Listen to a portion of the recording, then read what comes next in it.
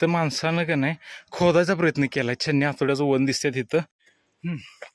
मासाच्या पठारावर का नाही अनगिनत अशा गुहा आहेत. काय काही नैसर्गिक आहेत, काही ठिकाणी टासलेल्या आहेत, काही खाणलेल्या म्हणजे तयार केलेल्या आहेत.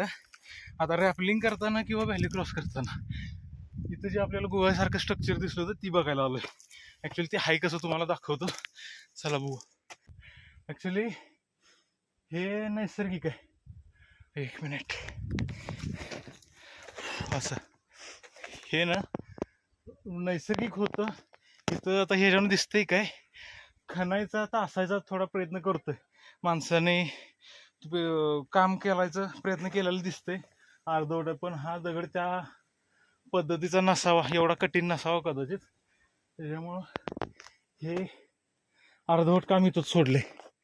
म्हणजे जे गुहेसाठी लेण्यांच्यासाठी जे दगड महत्वाचं वाटतात किंवा ज्या पद्धतीचा असायला पाहिजे तसा तो हा दिसलेला नाही.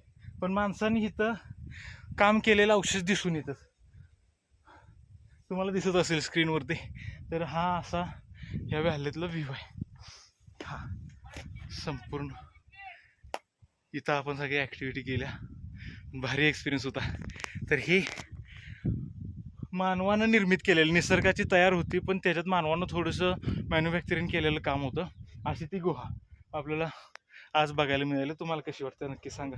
आणि अशाच ॲडव्हेंचर भरलेल्या गोष्टी बघायसाठी, अनुभवासाठी आपल्या भावाला फॉलो करायला लागते भावा तेवढं प्लीज.